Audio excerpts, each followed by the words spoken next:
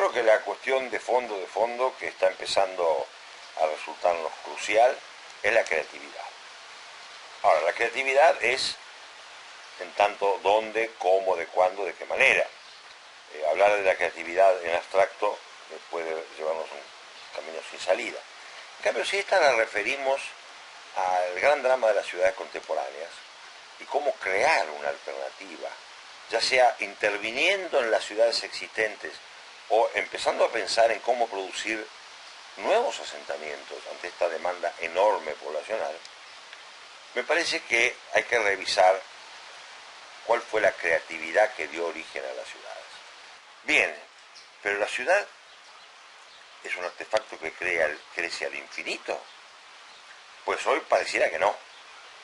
Es decir, hay una gran polémica. Algunos autores dicen que es imparable y que es la mejor manera de vivir a pesar de todos los problemas. Y hay otros, muchos también, que pensamos distintos. Mi buen amigo José María Llop brega por las ciudades intermedias hace ya unos 20 años y ha conseguido incluso apoyo de la UNESCO. Nosotros estamos en la idea, yo creo que aún más tajante, terminante, de que es la trama rural, la trama del territorio la que debe dominar la escena, como la domina en efecto, y las ciudades son solamente el punto de intercambio de una trama verde, rural, territorial.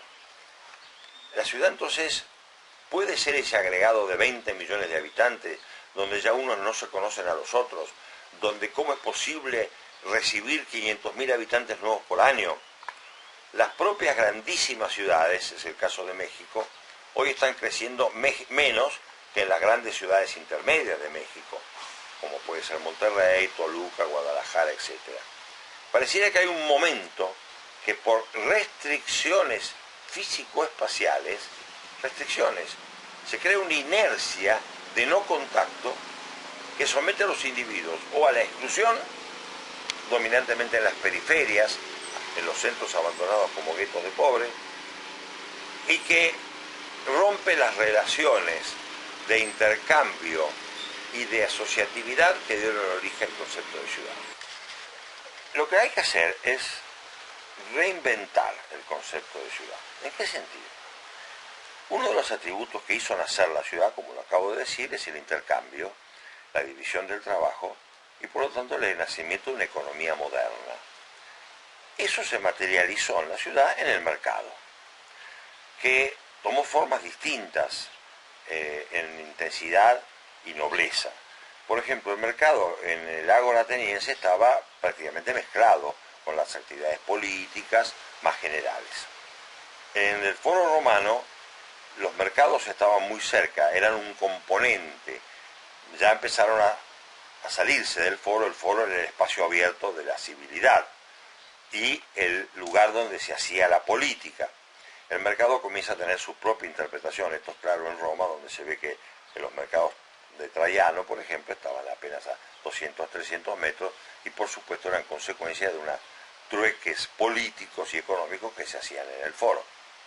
El señor feudal tenía todos los poderes subsumidos en él, no había estados nacionales hasta un cierto punto, y entonces el mercado queda fuera de las murallas como algo subalterno y era simplemente un lugar de trueque de elementos y alimentos de la vida cotidiana. El mercado está fuera, en el burgo, y esto da lugar a los burgueses, que no eran los que estaban en el palacio dentro de las murallas. Seguimos evolucionando con la idea esta de los burgueses en el mercado fuera de las murallas hasta la modernidad prácticamente, hasta 1800 aproximadamente, donde la industrialización, el crecimiento de la población y de la migración de la población a las ciudades, las convierten a esta en la sede del mercado. Allí se realizan todos los intercambios, ahora ya con moneda, con financiamiento, con bancos que regulan ese movimiento financiero y finalmente entonces en un sistema de acumulación. Y nace, o por lo menos se consolida, el capitalismo. La ciudad es la capital del capital y la ciudad es el lugar donde se realizan los intercambios. La ciudad es mercado. Eso luego crece hasta nuestra época, a un punto ya colosal. ciudades de 20 millones de habitantes, donde 20 millones de habitantes intercambian materia, energía, información, cada vez más información, hacen que la ciudad inmensa sea de una complejidad difícilmente descriptible y mucho más difícilmente abarcable. Esta ciudad-mercado supone o implica el dominio del compra-vende por sobre el dominio de los valores de uso de los espacios abiertos, del encuentro de la civilización y del ejercicio de la política. El mercado, el valor de cambio, se apodera aún de la política, como bien describiera Marx hace ya 150 años aproximadamente. Estamos ante una ciudad-mercado, o un mercado igual a ciudad. Cuando esto se desarrolla maduramente en un capitalismo avanzado, en formas más neoliberales o en formas directamente de monopolios y corporaciones capitalistas internacionales, el individuo se ve arrastrado a las reglas de esa ciudad-mercado. Hay que consumir, porque para eso se produce, y consumiendo se gasta ¿en qué? En casa, en alimentos, en automóviles. La sociedad se reproduce a sí misma como una sociedad de mercado y los valores máximos se subvierten a ser los valores del tener y no del ser. La ciudad entonces nació como civilización y política y tuvo el mercado como el lugar de sus transacciones comerciales.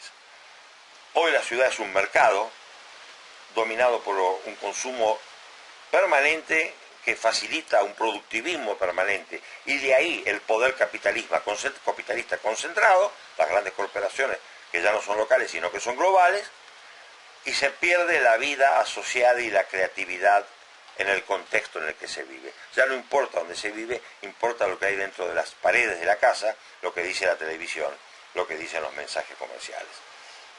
Esto que acabo de decir respecto de las ciudades que se han convertido en mercado es prácticamente la base de las utopías terroríficas del futuro. Cuando los grandes novelistas del siglo pasado y del siglo XIX y del siglo XX vaticinan el futuro, hablan precisamente de una sociedad que se refugia en sus casas, que es perseguida en las calles, que en su casa es dominada por la televisión, que indica qué es lo que hay que consumir y qué es lo que hay que hacer. Bueno, yo creo que es la hora de reaccionar.